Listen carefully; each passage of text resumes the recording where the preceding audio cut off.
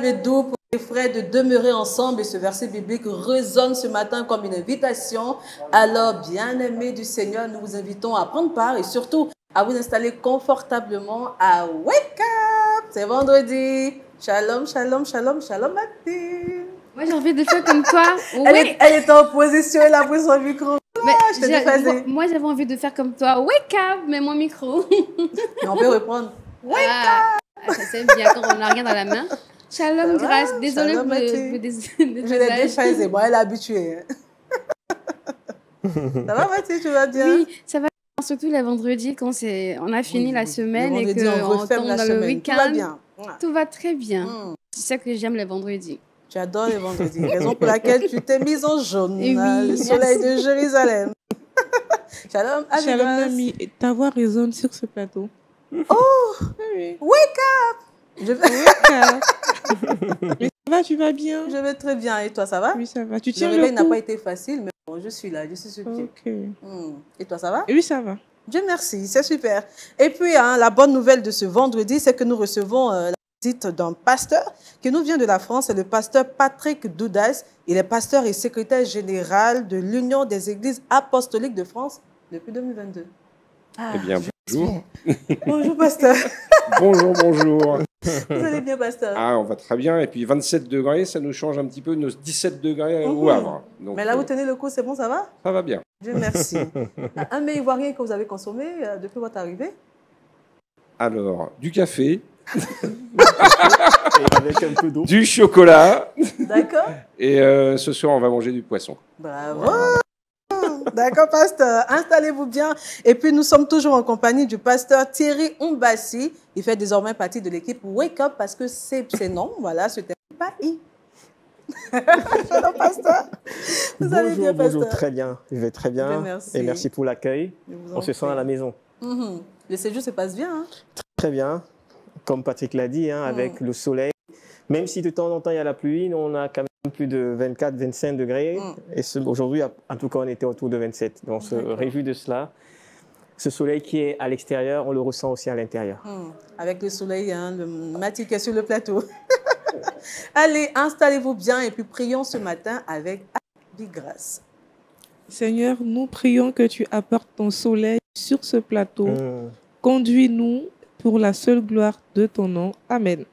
Amen. Culture Actu, le saviez-vous? La vidéo du jour, l'invité du Wake Up, le Trickbox, sont autant de rubriques qui meubleront cette émission, mais permettez que nous commençons cette émission avec la toute première. Méditons ensemble.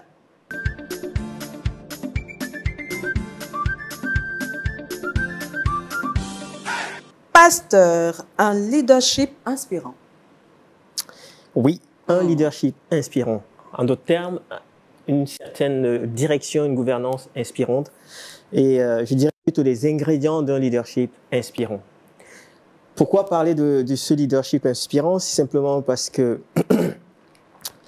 on s'est tellement rendu compte dans notre société combien cette notion est devenue presque galvaudée. Tout le monde parle du leadership, tout le monde, dès qu'on a une responsabilité, est dans le leadership. Et c'est une très bonne chose. Nous sommes déjà tous ici des leaders quelque part.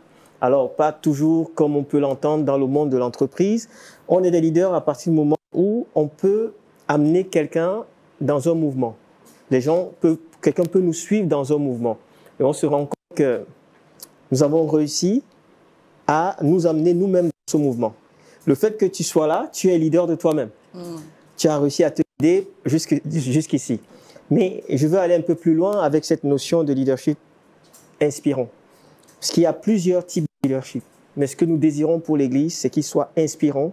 Inspirant pour chacun d'entre nous, inspirant pour nos églises, nos responsables de jeunes, nos responsables des femmes, nos responsables d'hommes.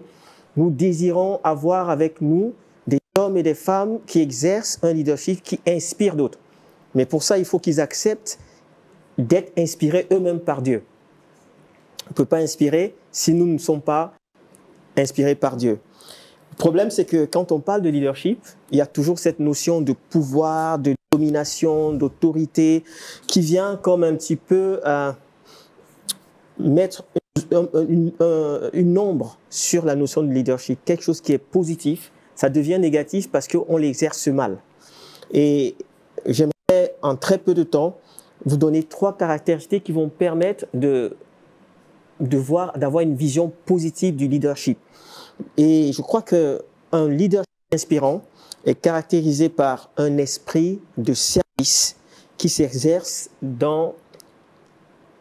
par l'exemple et aussi qui se fonde sur l'amour.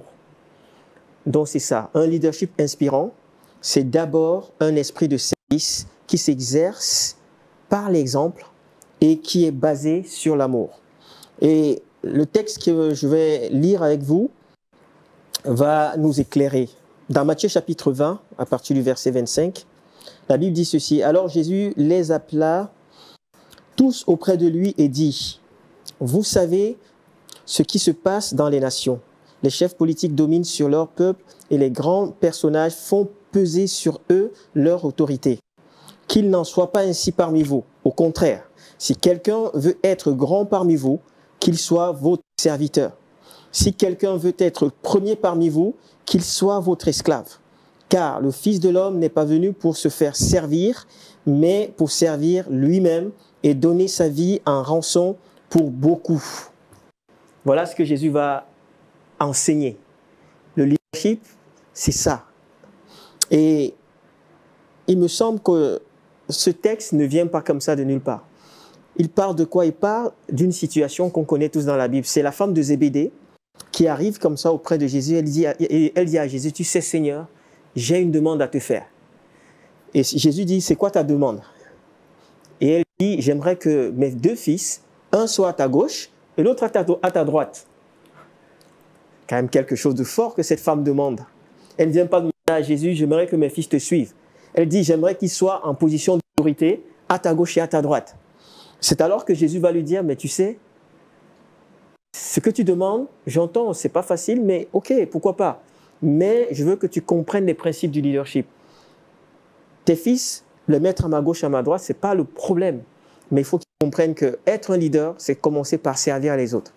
Moi, le maître, je ne suis pas venu pour me mettre ni à la gauche ni à la droite du Père, je vais commencer par servir. » La première leçon que j'aimerais qu'on entende, c'est que le leadership n'est pas d'abord une question de position, mais c'est d'abord une mission. Le leadership, c'est d'abord une mission et non une position. Et malheureusement, dans notre société, on en a fait premièrement une question de position. Les gens disent, mais je suis qui? Je suis un président, je suis le pasteur, je suis le responsable de... Et Jésus te dit, non, tu es un disciple. Va faire d'autres disciples. La mission, c'est ça. Et Paul va dire aux Thessaloniciens, dans 1 Thessaloniciens chapitre 2, il va leur dire, mais au verset, si on prend à partir du verset 8, il va dire, nous aurions voulu dans notre vie, dans notre vive affection pour vous, non seulement vous donner l'évangile de Dieu, mais encore notre propre vie, tant vous étiez devenus chers. C'est l'apôtre Paul qui parle aux Thessaloniciens. Il dit au départ, nous ne venons pas vers vous comme des apôtres. On aurait pu venir comme les apôtres. Paul était un apôtre. Il dit, je ne viens pas comme un apôtre, mais je viens comme un père. Je viens comme un frère. Je viens me donner à vous, je viens vous servir, alors que j'aurais pu me présenter. Ça, c'est le leader qui vient avec le cœur de serviteur. Et je crois que c'est très important pour nous. Ça, c'est le premier ingrédient. Le leadership inspirant, c'est un leadership de service. Jésus l'a démontré dans le livre de Jean quand il va laver les pieds à ses disciples. Lui, le Seigneur, il commence par laver les pieds comme un esclave. Et ça, c'est quelque chose que tous les leaders de jeunes, de femmes, d'hommes, même dans nos églises, on doit accepter d'être au service des autres. La deuxième caractéristique que j'aimerais mettre en évidence, c'est cette dimension de l'exemple. Un leader, c'est un leader qui manifeste son leadership par l'exemple. On ne peut pas toujours dire aux gens, voilà ce qu'il faut faire, allez faire ceci, allez faire cela, et nous on reste en arrière, on regarde. Le leadership inspirant, c'est un leadership qui dit aux autres, regardez ce que je fais, suivez-moi. Je commence par vous montrer comment il faut faire, je vous montre comment il faut se donner, comment il faut se sacrifier, comment il faut payer le prix, et à ce moment vous pouvez suivre. Dans le monde, c'est souvent pas ce qui se passe. Les leaders dans le monde, ils savent ce qu'il faut faire, ils s'asseyent dans leur bureau et ils envoient des messages. Voilà ce que vous devez faire. Et après, ils font les bilans. Mais Jésus n'a pas été ce type de leader. Il a manifesté un leadership par l'exemple. Paul dira dans 1 Corinthiens chapitre 11, « Soyez mes imitateurs comme je suis moi-même de Christ. » Paul va dire, imitez-moi. Il ne dit pas faire les choses, il dit, faites ce que je fais. Et par-dessus tout, je crois que quand Paul dit, soyez mes imitateurs, il ne dit pas imiter Paul seulement, parce que Paul savait qu'il était un être humain et qu'il pouvait aussi avoir des limites. Il pouvait avoir des... Voilà, il avait ses limites liées à sa personne. Mais je crois que Paul, quand il dit, soyez mes imitateurs, il est en train de leur dire, imitez Jésus qui est en moi. Regardez-moi, mais voyez plus que moi, voyez Jésus qui est en moi. Et c'est ça, un leader qui inspire par son exemple. Mais quand on voit des leaders parfois, même dans leur témoignage, dans leur manière de vivre, qui ne donnent pas envie, c'est très compliqué qu'ils soient inspirants. Et nous avons besoin tous à notre niveau, et là je m'adresse peut-être fortement aux hommes et aux femmes qui ont des responsabilités, mais même lorsqu'on n'a pas des responsabilités visibles, on a une responsabilité en tant que chrétien. En tant que disciples de Jésus, nous avons tous une responsabilité. Et la responsabilité, c'est de manifester Christ. Et le dernier point, c'est le leadership basé sur l'amour. Alors, j'aurais même pu commencer par là, parce que l'amour, c'est la base de tout. Quand on dirige les gens sans amour, on devient un dictateur. Quand on dirige les gens sans amour, on est un despote. On impose des choses aux autres que nous-mêmes, on ne fait pas. On n'est même pas compatissant, on ne comprend pas les équipes. Or, quand on est rempli d'amour, c'est pour ça que ce texte de Jean 10 qui dit « Le bon berger donne sa vie pour ses brebis ». Je vais dire un truc qui ne vient pas de moi, c'est que j'ai entendu un pasteur le dire, mais j'ai trouvé ça tellement vrai. Il disait, aujourd'hui, il y a des pasteurs, il y a des bergers qui ne sentent plus le mouton. Et je trouve que c'est très intéressant ce qu'il dit. Il y a des bergers qui n'ont plus l'odeur du mouton. Alors qu'on sait qu'un berger, parce qu'il est avec ses moutons, il fonctionne avec eux. Quand on passe à côté du berger, on sent l'odeur du mouton, parfois du bouc. Mais les leaders de notre génération, malheureusement, certains ne sentent plus l'odeur du mouton. Ils sentent l'odeur de l'ordinateur dans leur bureau, et de sentir l'odeur de la brebis. Et nous devons être ces leaders remplis d'amour, prêts à porter la brebis, même si elle sent mauvais, même si on la porte parce qu'on a besoin d'être un véritable leader. Et la Bible dit, le bon berger donne sa vie pour ses brebis. Je crois que notre responsabilité en tant que leader doit être de construire premièrement et avant tout les hommes, avant de construire des programmes, avant de construire des plannings, avant d'avoir des organigrammes, on doit s'investir sur les hommes. Le leader ne vient pas premièrement construire un programme, mais il bâtit une équipe. Il bâtit une équipe. Jésus, c'est ce qu'il nous a appris. Jésus, quand il est venu, il avait une mission. C'était d'annoncer la bonne nouvelle du royaume. Mais qu'est-ce qu'il a fait au début? Il a d'abord choisi les disciples. Et il s'est investi pendant 2 ans et demi, 2 ans, pratiquement 3 ans, à bâtir une équipe. Et c'est cette équipe qui a continué à travailler aujourd'hui et nous en sommes au bénéfice. Et nous aussi, nous devons suivre cet exemple de Jésus. Quand on aime, un leader qui aime n'écrase pas. Il n'écrase pas par le pouvoir, l'autorité, mais il élève. Aimer, c'est aussi savoir élever les autres sans tomber dans la flatterie, bien sûr. Aimer, c'est savoir reconnaître ce que les autres nous apportent dans notre leadership. Et il me semble que c'est tellement important si on veut être un leader inspirant. Je vais terminer avec cette phrase que c'est un monsieur que j'ai rencontré dans une de nos formations. C'est quelqu'un qui travaille chez Johnson & Johnson. Et avant, il était manager de plus de 1600 personnes chez Coca-Cola. Et il disait, si nous voulons être des leaders inspirants, il nous a donné 3 pistes qui étaient très intéressantes. Il a dit, un bon leader doit savoir dire, je ne sais pas. Il doit savoir dire, je me suis trompé, je demande pardon. Et il doit pouvoir dire, j'ai besoin d'aide. Et il me semble que toutes ces choses, ce ne sont pas des choses naturelles. Notre monde nous amène plutôt à donner l'impression, à être dans l'image, qu'on maîtrise, qu'on est fort. Mais un leadership inspirant, c'est aussi celui-là qui est capable d'être vulnérable. Que le Seigneur vous bénisse. Amen. Merci beaucoup, pasteur, pour cette belle méditation qui est comme une boussole pour nous et qui nous apporte un plus ce matin. Moi, j'ai une question, pasteur. Que doit-on faire lorsqu'on est chrétien et que nous avons dans notre entourage un leader qui, si je peux le dire, qui nous assujettit, qui par son pouvoir nous domine, nous écrase et par moments on constate un manque d'amour dans ces actes. En tant que chrétien, que devons-nous faire? C'est une très bonne question parce que malheureusement, c'est la réalité. Ce n'est pas juste une question comme ça de studio, mais c'est une question du vécu dans les églises, même dans la vie de tous les jours. Comment réagir en tant que chrétien, bien sûr. Dans le monde, je dirais, vous n'avez qu'à aller sous un autre leadership, simplement. Dans le monde, il n'y a pas de problème. Vous avez un patron qui est comme ça, vous faites quoi? Vous démissionnez, vous donnez votre démission et vous partez. Mais dans l'église, les choses doivent être vécues différemment. Parce que dans tout ça, n'oublions pas que s'il est en leadership, c'est parce que Dieu l'a voulu. Ça, c'est la première chose qu'il faut intégrer, même s'il est despotique. Dieu a quand même, parce que la Bible dit, il n'y a aucune autorité qui a été instituée sans la volonté de Dieu. Maintenant, une fois que je dis ça, est-ce que ça veut dire qu'il doit avoir le droit de faire tout ce qu'il veut sur les gens? Non. Je crois qu'on doit, à un moment donné, faire la différence entre la soumission à l'autorité qui est là et l'obéissance à l'autorité. La soumission doit être totale. Si j'ai un pasteur qui m'assujettit, j'ai le droit de lui dire, cher pasteur, cher responsable, je t'honore comme responsable, je te respecte parce que tu as reçu l'autorité de Dieu, mais ce que tu dis ou ce que tu fais, je ne suis pas d'accord avec ça. Ce n'est pas de la rébellion. J'ai honoré, j'ai respecté l'autorité parce que la soumission, c'est un respect.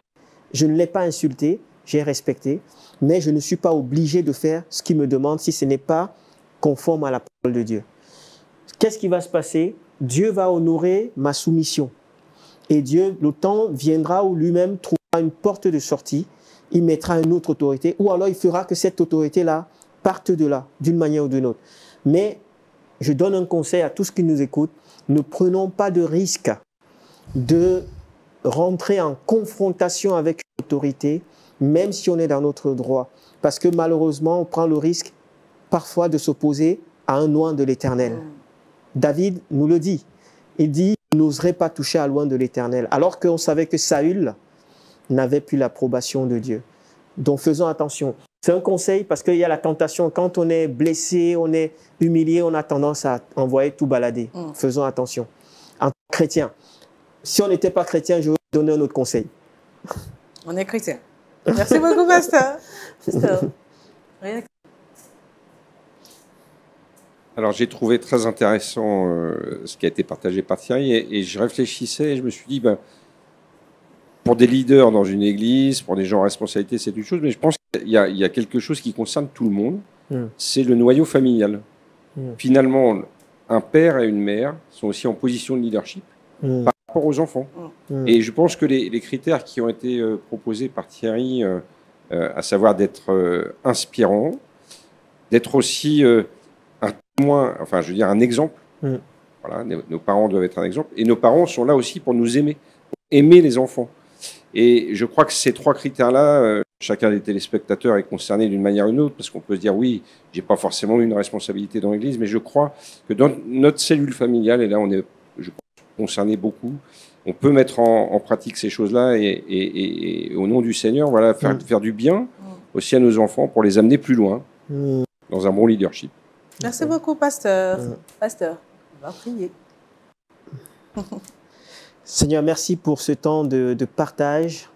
Nous te prions, toi qui es leader inspirant par excellence, de faire de nous, tes enfants, modèles là où tu nous as placés. Merci aussi pour ton Esprit Saint qui nous aide dans cette belle aventure, dans cette responsabilité. Que la gloire te revienne. Amen. Amen. Merci beaucoup, pasteur. Amen.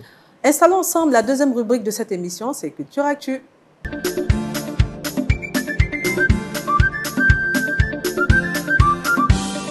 Abigras, Frankie Muniz. Exactement, mon ami. C'était au début des années 2000. un jeune prodige au regard espiègle, au ton mordant, faisait rire des millions de téléspectateurs à travers la série Malcolm in the Middle. Et derrière ce personnage culte se trouvait une identité, un acteur, musicien, je dirais, et pilote automobiliste. Et son nom, c'était Frankie Muniz. Né un 5 décembre 1985. Et récemment, ce jeune acteur de 40 ans maintenant a fait parler de lui sur son réseau social X, un réseau social qui était anciennement appelé Twitter. Et je cite ces mots. « Bon dimanche, je suis fier de dire que je vis désormais pour Jésus-Christ, qui est avec moi. » Et ce tweet a trouvé écho auprès de millions d'internautes. Et pour nous, sur ce plateau, et même pour les chrétiens, c'est une bonne nouvelle qu'un enfant prodige d'Hollywood donne sa vie au Seigneur Jésus-Christ de manière éclatante et de manière éminente. Et c'est vrai qu'il était connu, il était vraiment reconnu, mais cette histoire me rappelle que ce n'est pas la reconnaissance caméra qui importe, mais c'est la reconnaissance du Créateur. Donc, en tant que personne de médias, en tant que serviteur de Dieu, prions afin que des âmes donnent leur vie au Seigneur Jésus-Christ, surtout des célébrités. Que Dieu vous bénisse. Amen. Merci beaucoup, Abi Grace. Pasteur, est-ce que vous avez eu l'occasion de suivre la série Malcolm in the Middle? Pas du tout. Mais est-ce que vous le connaissez, Frankie Muniz? Non, non plus. Je suis désolé. Je ne peux pas dire que je regarde beaucoup la télé. D'accord. Pasteur, réaction? Malheureusement, moi non plus. Je ne connais pas du tout cet homme. Mais ce qu'il a vécu, son témoignage est fort. Et je ne sais pas si c'est lui qui l'a dit ou alors c'est Abi qui a clôturé en disant c'est pas les télés, c'est pas les caméras, mais c'est quelque part son vécu, son témoignage. Et ça va un petit peu dans ce que je crois pour nous en tant que leaders, que ce soit dans la famille, dans l'église ou ailleurs. Notre but, c'est pas d'être vus, nous, mais c'est de chercher à inspirer de nouveaux disciples pour Christ. Ouais.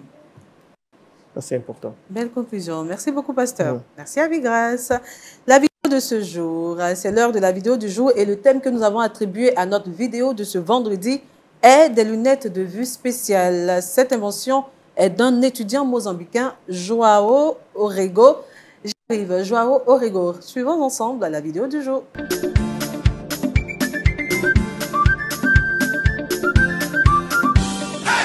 Armando Chao a perdu la vue à 20 ans, à la suite d'une maladie. Depuis, ce père de famille, 45 ans aujourd'hui, n'a jamais marché sans canne ou sans l'aide d'un tiers. Il s'y risque ce jour-là grâce à des lunettes intelligentes. Quand je me tourne comme ça, les lunettes m'indiquent qu'il y a un mur, ici, à côté. En avançant comme ça, je le sens près de moi, mais les lunettes me disent que je fais bien, il n'y a pas d'obstacle. Le mur est ici. Si je me tourne comme ça, je peux le toucher donc en avançant comme ça, c'est calme. Armando Chao teste le dernier prototype de ces lunettes, équipées de capteurs qui détectent les obstacles et alertent leur utilisateur par vibration. La batterie est fixée à une sangle à l'épaule. Leur concepteur, c'est cet étudiant en robotique et ingénierie électronique, João Orego, qui file dans les rues de Maputo. Le déclic, il l'a eu en voyant un jour une femme malvoyante tombée dans une rue animée de la capitale mozambicaine. Depuis, il ne cesse d'améliorer ses lunettes intelligentes. Il a installé son atelier chez lui, dans le salon de sa mère. Cette dernière version couvre un champ de vision élargi à 120 degrés. Mais elle a aussi d'autres particularités. Elle est très précise dans des environnements bruyants. Elle dispose d'un filtre, d'une carte, d'un système GPS, d'un système de contrôle de batterie. Elle sait avec exactitude quand la batterie est sur le point de s'épuiser et envoie un signal à l'utilisateur. Donc elle est beaucoup plus communicative et réactive. João Orego a reçu en 2022 le prix du jeune créatif du Mozambique pour l'innovation technologique et cherche encore à perfectionner son invention, à améliorer la qualité des capteurs pour qu'ils puissent détecter des obstacles très fins comme un fil ou une corde. Ces lunettes ouvrent le champ des possibles d'Ernesto Chao et de sa famille. Sa femme rêve du jour où il pourra aller seul voir des amis dans le quartier et rompre avec sa vie monotone, cantonnée à la maison. Même les enfants, le premier jour, quand ils les ont vus, ont demandé « Maman, papa pourra-t-il désormais voir et marcher tout seul, sans l'aide de personne ?» J'ai répondu « Oui, il pourra. Tout seul, oui, il pourra. » Donc ces lunettes seront d'une grande aide pour lui et pour nous en tant que famille. Nous sommes heureux. Très belle innovation. Et puis, je rappelle, cette innovation est du jeune étudiant mozambicain Joao Orego. Voilà, c'est un étudiant en robotique et ingénierie électronique qui a conçu des lunettes intelligentes. Le seul but d'aider des personnes non-voyantes à se déplacer plus facilement, n'est-ce pas Mathilde? Oui, effectivement, et j'apprécie encore une fois l'innovation parce qu'il est parti d'un problème et il a apporté la solution. Et moi, quand je regardais la vidéo, ce qui scintillait dans mon esprit, c'est « Vous êtes le sel et la lumière de la terre ». Donc, le Seigneur attend de nous que nous soyons comme ça, des canaux où nous transportons la solution divine sur terre. Parce qu'il y a des personnes qui en ont vraiment besoin. Il y a des personnes, au moins lui, c'est un mal physique. Il y a des personnes qui souffrent spirituellement également. Et donc, si dans notre entourage, nous pouvons être le sel et la lumière de Christ pour apporter des solutions au quotidien, ce sera tellement merveilleux et il y aura moins de problèmes dans ce monde. Voilà. Merci beaucoup, Mathilde. J'ai regardé la vidéo. Je pense qu'il faut féliciter ce jeune étudiant mozambicain parce qu'il a une intelligence brillante qui lui a permis de réaliser ce chef-d'œuvre en faveur des personnes non-voyantes. Et je pense que le prix qu'il a reçu va lui permettre de pousser encore le bouchon plus loin. Et c'est très bon déjà, mais il a besoin de financement pour ma part. Et je pense que ça serait un cri de cœur pour le milieu chrétien. Et ce sont de telles initiatives qu'il faut encourager en tant que chrétien. Parce qu'avec le peu, il est arrivé à réaliser, je pense, cette innovation. Donc, il faut vraiment l'aider pour qu'il puisse faire encore mieux. Merci beaucoup. Pasteur, réaction?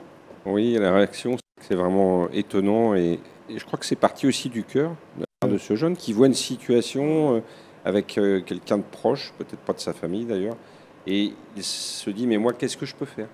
Je trouve que c'est déjà une belle action altruiste. Et nous, en tant que chrétiens, c'est ce que nous pouvons aussi faire parfois pour ceux qui sont proches de nous, nos voisins, qui peuvent avoir d'autres types de difficultés. Je ne sais pas, peut-être une personne âgée qui est seule et qui a besoin qu'on l'aide.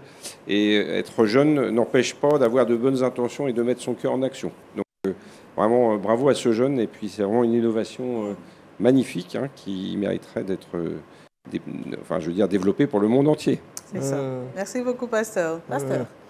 Là, on est béni, on a deux pasteurs. Oui, ce que je peux rajouter dans ce que Patrick a dit, c'est que finalement, la compassion est inspirante. Il a été compatissant. Il voit une femme malvoyante qui a eu un problème. Et de là, il y a comme ces entrailles qui sont interpellées, qui bouillonnent. Et ça le pousse à innover. Et je crois qu'il y a une bonne leçon pour nous. On ne peut pas être indifférent vis-à-vis de la souffrance qui nous entoure ou vis-à-vis des hommes et des femmes qui nous entourent. Nous ne devons pas être indifférents. Merci beaucoup, pasteur. Merci à tout le monde sur ce plateau. Allez, la rubrique à l'affiche reçoit ce matin le pasteur Patrick Doudas. À l'affiche.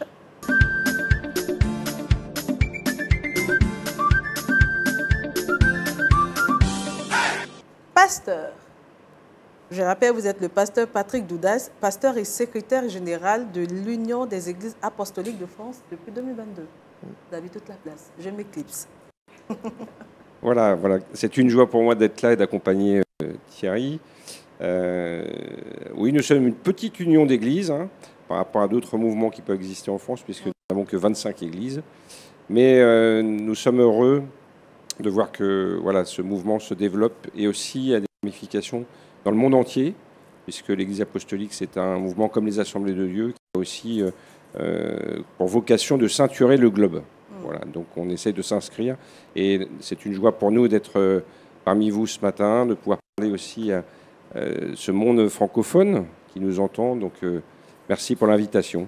Je vous en prie, pasteur. Donc là, ce matin, vous nous parlez de l'IBAN, Institut biblique apostolique de Normandie. Voilà, alors l'IBAN... je vais en parler courtement, parce que j'en parlerai à un autre moment. C'est une vision qui est née par l'intermédiaire de Thierry pendant le Covid, en se disant, comment est-ce qu'on peut faire aussi pour répondre à des besoins de formation.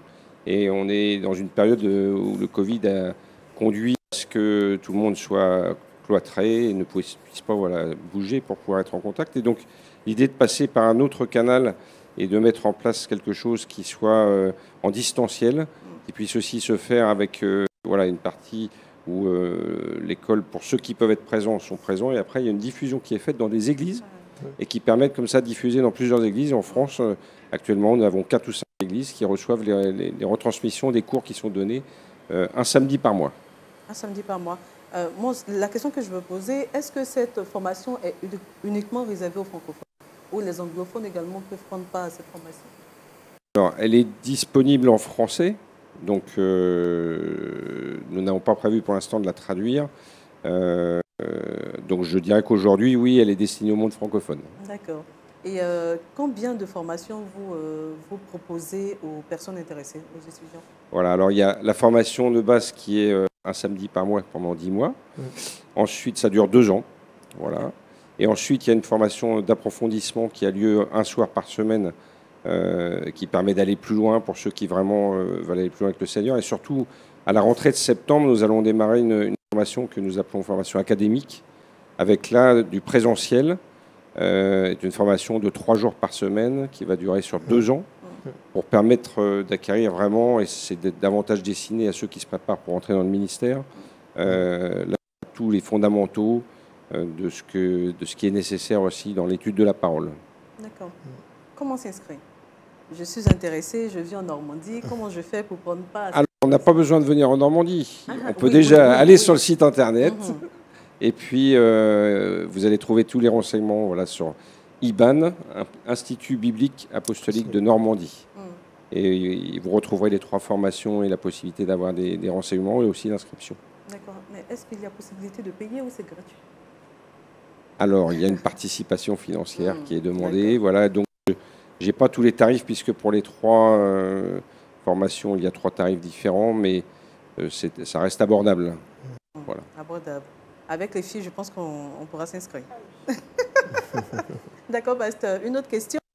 Depuis sa création en 2021, l'IBAN a recueilli combien ou a formé combien d'étudiants jusqu'à ce jour? Alors, je crois que la première session, il y avait à peu près une trentaine d'étudiants sur les 2 premières années. Ensuite, l'année d'après, on est passé à une vingtaine. Et là, on est remonté à 36 étudiants à la rentrée de septembre.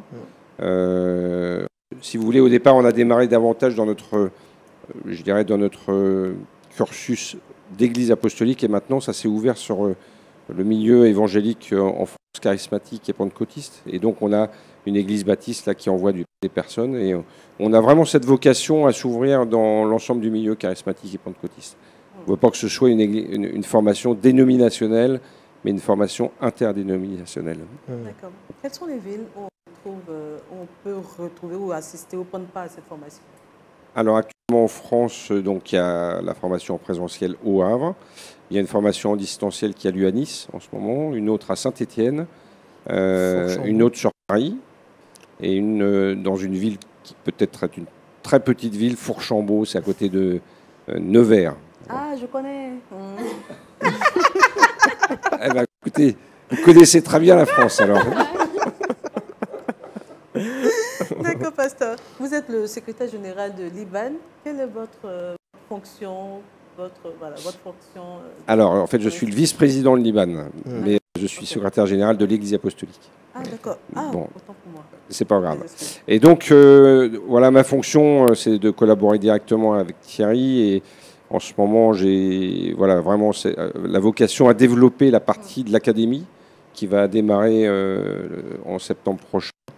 Et nous avons recruté un directeur qui est un homme qui vient des Assemblées de Dieu et qui s'est consacré et qui va nous rejoindre au Havre pour prendre en main toute la formation. Donc nous sommes en train de recruter les professeurs qui vont venir au Havre, qui vont venir de différentes dénominations. Et donc on prépare aussi l'aspect matériel des choses, en ayant notamment restructuré nos locaux. Donc vous pourrez les découvrir sur le site internet où on a des belles photos et c'est assez accueillant. C'est aussi joli que le studio ici. Ouais. Voilà, pour que les étudiants se sentent bien. D'accord. Merci beaucoup, pasteur. Pasteur, ça va, je peux vous poser une question? Oui, bien sûr. D'accord, vous êtes le fondateur de l'IBAN. Comment est-ce que vous avez reçu cette vision? Alors, comme Patrick le disait, en 2021, c'était en France, je pense que c'était pareil. En Côte d'Ivoire, il y a eu les confinements. Oui. Pendant les confinements, On a mis en place, dans différentes églises en France, il y avait des formations par Zoom. Chacun faisait comme il pouvait. Et nous, on a commencé à travailler aussi par Zoom. Et on avait des cultes en direct qu'on faisait dans les studios. Et ça bénissait l'église, et ainsi de suite. Mais avant cela, il y avait déjà quelque chose qui commençait déjà à nous interpeller. C'est que nous nous rendons compte que les jeunes évangéliques, pentecôtistes, charismatiques, allaient se former un peu là où ils pouvaient trouver un espace de formation, une école de formation. Et en France, on n'avait pas beaucoup d'instituts. Il n'y avait pas beaucoup d'instituts qui avaient un caractère pentecôtiste charismatique.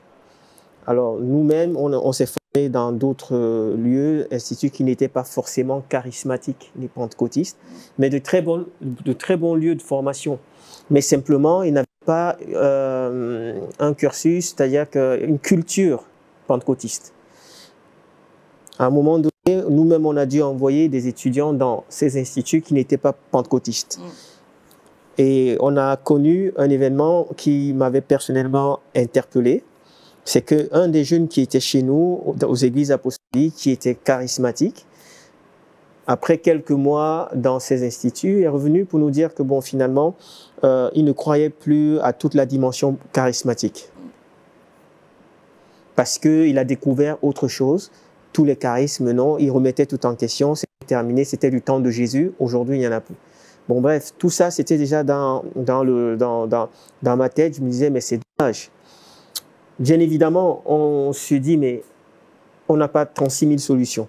Soit on reste là où nous en sommes, on continue à voir les gens partir comme ça et à remettre en question leur foi, peut-être pas la foi, mais leur expression charismatique.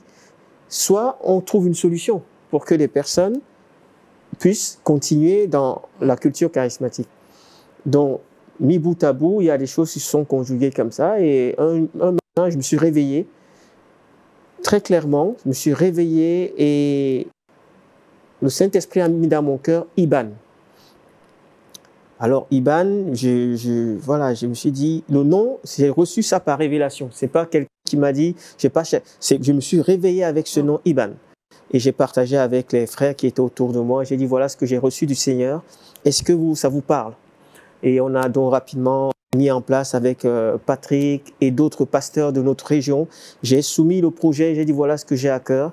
Et honnêtement, tous les pasteurs ont adhéré. Ils ont dit, c'est une bonne chose. On va soutenir au niveau de la région, on va soutenir le projet. C'est comme ça que l'Iban est né. Voilà. C'est super. Merci beaucoup, pasteur. Pasteur, j'ai une dernière question pour vous. Est-ce que vous avez de bons retours, le retour des personnes qui ont suivi les formations de Iban et aujourd'hui ont une assise spirituelle? J'y arrive. Est-ce que là, vous avez des témoignages, des retours? On a des témoignages qui sont plutôt très encourageants. Pas que des étudiants, mais des enseignants aussi, parce que c'est un ensemble. On a, en tout cas, aujourd'hui, à l'église où je suis pasteur, j'ai un nouveau stagiaire actuellement qui est issu de l'Iban. Il a fait ses 2 années et là, il est rentré en stage pastoral au mois de septembre dernier. On a d'autres qui sont en train de poursuivre le cursus approfondissement, qui se réjouissent de ce qu'ils vivent et ce qu'ils apprennent, parce qu'il n'est pas simplement biblique, il y a aussi une dimension théologique. Parce que, vous savez, aujourd'hui, il y a tellement d'hérésies. Il y a tellement de fausses doctrines qui circulent. Donc, pour nous, c'est essentiel de pouvoir avoir un socle commun de formation. Juste pour terminer, il faut aussi dire qu'au niveau national de notre union d'église, nous avons réfléchi depuis pour avoir un espace qui va nous permettre d'avoir une culture commune. Et l'Iban est aussi un outil qu'on a mis à disposition de notre union d'église pour former des personnes afin que les gens aient la même culture. Même si les gens auront des expressions un peu différentes, mais au moins on aura la même culture. Donc c'est vraiment, tout ça c'est encourageant. Sauf si tu veux peut-être ajouter quelque chose dans ce sens. Oui, peut-être dire qu'une spécificité qui nous est propre et que je pense beaucoup partagent, c'est de remettre aussi en visuel les ministères. Donc les 5 ministères d'Éphésiens 4.11, mais aussi des ministères dans les églises locales d'apôtres, d'anciens et de diacres ou de diaconesses. Voilà, donc c'est quelque chose aussi qu'on ne trouve pas dans tous les instituts de formation. Et donc ça, c'est vraiment une dimension aussi sur laquelle on insiste dans la présentation. Merci beaucoup, pasteur. Et je rappelle que vous êtes ancien. Alors, pardon? Vous êtes ancien dans l'église? Non, je suis pasteur. Ah, d'accord. D'accord. Mais pasteur, ça veut aussi ancien parmi les anciens. Moi, je suis un ancien aussi dans mon église. Ah, d'accord. Je suis dans mon équipe d'anciens, tout en étant le pasteur. Okay. On appartient au collège d'anciens parce que pour nous, l'église apostolique, l'église est quand même dirigée par un collège d'anciens. Même si j'ai été reconnu, comme Patrick a été reconnu, comme pasteur, mais nous appartenons à un collège des anciens. Ouais. D'accord. Merci beaucoup, pasteur. Merci, pasteur. Merci. Allez, partons tout de suite au Trickbox avec Mathie.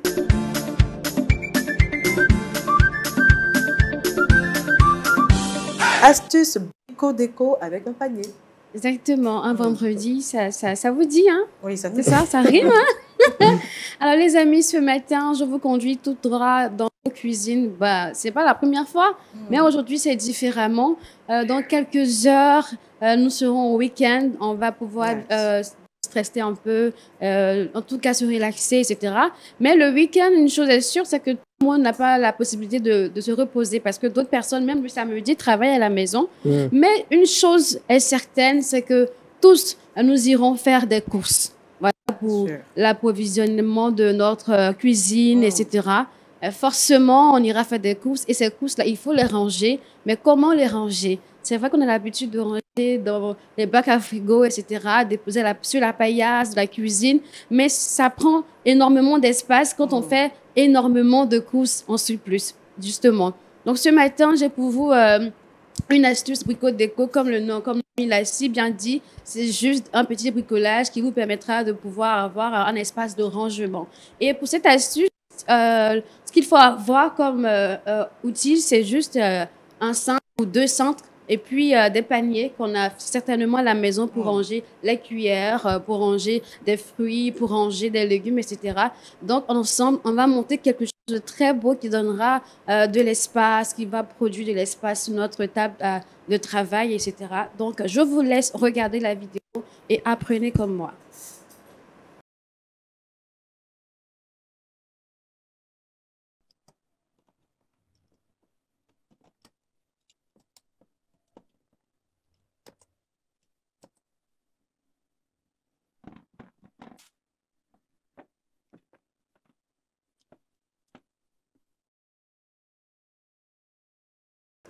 Très intéressant, juste avec des cintres, puis des pinces et deux ou trois paniers. Vous pouvez en faire encore, hein, ça dépend de vous, mais il faudra encore ajouter d'autres pinces et d'autres cintres. Du coup, vous avez un espace de rangement qui ne prend pas tout l'espace que vous avez sur la paillasse ou sur votre table à manger, etc. Et puis, on libère un peu nos réfrigérateurs et nos congélateurs, surtout. Pour les fruits et légumes, voilà, c'est intéressant. Quand on rentre dans la cuisine, tout est rangé, tout est nickel, propre. Ça donne envie vraiment de rester en cuisine. C'est pas encombré. Donc, faites ceci à la maison. Les hommes ont toujours des centres à la maison. Il faut en choisir de plus grands, pas les plus petits, parce que ça ne pourra pas tenir. Voilà, les plus solides et ça ne pourra pas tenir. Donc, faites ceci à la maison et toujours laissez un commentaire. On ne sait jamais. Voilà. Merci beaucoup, Mathie. Pasteur, vous avez aimé l'astuce? Ah, j'ai trouvé ça très ingénieux. Alors, moi, j'aime bien aussi cuisiner, hein, parce que je ne sais pas si c'est pareil en Afrique, mais en France, il y a aussi des hommes qui aiment cuisiner. Donc, je trouve que l'idée d'avoir les légumes ou les fruits en visuel, ça donne aussi envie, puis ça peut donner des idées de recettes. Ah oui, et surtout la carotte, elle était bien jutée. Oui, j'ai trouvé que vraiment c'était très, très simple, mais très efficace. Ouais. Très simple, très efficace. Merci, pasteur. Avec grâce. Belle astuce, je valide. Je valide. Là, elle nous a déphasé. Hein. Belle astuce, je valide. Merci beaucoup. Mathie. Oui, je savais. Alors, ce matin, notre verset au boussole se trouve dans le livre de Jean 10, le verset 12, qui nous dit « Mais le mercenaire qui n'est pas le berger et à qui n'appartiennent pas les brebis, voit venir le loup, abandonne les brebis et prend la fuite, et le loup les ravit et les disperse. » Merci beaucoup. Amen. Merci avec grâce. Merci Mathie. Continue de briller, ma sister. Pasteur, merci infiniment. Merci, Pasteur. Merci à Allez, vous. très bon week-end, amis du Seigneur. Merci pour votre fidélité à Wake Up. On se retrouve lundi pour un autre numéro. D'ici là, portez-vous bien. Que Dieu nous garde.